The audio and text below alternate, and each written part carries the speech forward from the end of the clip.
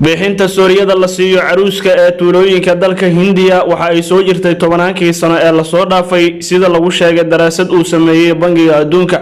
Baarayaasha ayaa qiimeyn ku sameeyay 40,000 oo guur oo ka dhacay baadiyaha Hindiya intii u dhaxaysay sanadihii 1960 ilaa 2008. waxa ay ogaadeen in Suuriya la siiyay 95% ragga caruuska galay inkastoo ay sharci darro ka ahayd Hindiya tan iyo sanadii 1960. dhaqankan ayaa alaaba loo arkaa mid aad u xun balse waa mid si aad uga jira oo haweenka u nugleeya tacadiyada iyo xitaa dhimashada.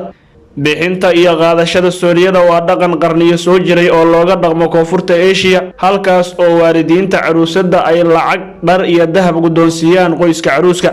daraasada ayaa waxaa lagu saleeyay xogta Suuriyada oo laga soo ururiyay 17 gobol oo Hindiya ku yaala oo ay ku nool yihiin 96% bulshada dalkaas waxayna diiradda saareen baadiyaha Hindiya maadaama inta badan Hindiya wali ay ku nool yihiin tuulooyinka.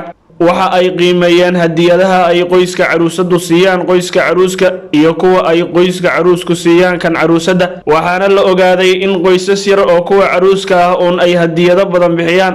waxay ogaadeen in qiimaha Suuriyada ay ahayd mid aan isbedelin in muddo ah marka laga reebo sicir barar ku yimid ka hor sanadii 1975 iyo kadib sanadii 2000.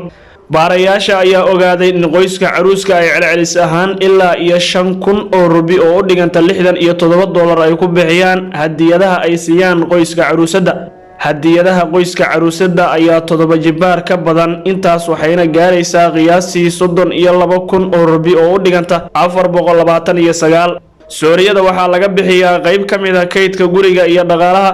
sanadii 2007 celcelis ahaan qiimaha Suuriyada waxa uu ahaa 14% dakhliga sanadlaha ah ee qoysaska Hindiya.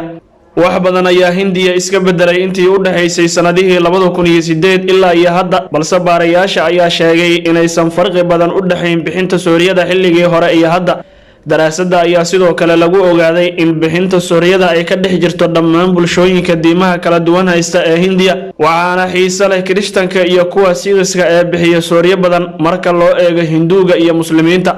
arrinka kale ee la ogaado ayaa ah farqiga u dhaxeeya gobolada.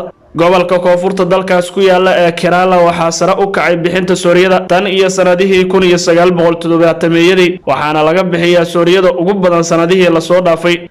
gobolada kale ee Haryana, Punjab iyo Gujarat ayaa sidoo kale laga diiwaan geliyay sicir bararka. dhanka kale celcelis ahaan Suuriyada ayaa hoos u dhacday gobolada Odisha oo hore loo oran jiray Orissa, galbeedka Bengal, Tamil Nadu iyo sidoo kale Maharashtra. uma hayna jawaabo ku saabsan kala duwanaanshiyaha waxaan rajaynaynaa inaan baarno su'aashan markaan mustaqbalka baaritaanka sameeyna ayuu yiri Dr. Anuji. daraasad la daabacay bishii January dhaqaalayahanada Chimlujur iyo Jeve Navar ayaa adeegsaday xog ay ka soo dhigteen in ka badan 74,000 oo aroos oo qarnigii ugu dambeeyay ka dhacay dalka Hindiya. baarayaasha ayaa ogaaday in qayb ka mid ah aroosyada Hindiya oo ay ku jiraan bixinta Suuriyada ay 2 jibaarmeen intii u dhaxaysay 1930 ilaa 75. celcelis ahaan qiimaha dhabta ah ee Suuriyada ayaa 3 jibaarmay balse wixii ka dambeeyay 1975 waxaa hoos u dhacay qiimaha Suuriyada. waxay ku qiyaaseen in guud ahaan qiimaha Suuriyada Hindiya intii u dhaxaysay 1950 ilaa 99 ay ku dhawaatay $2 trilyan.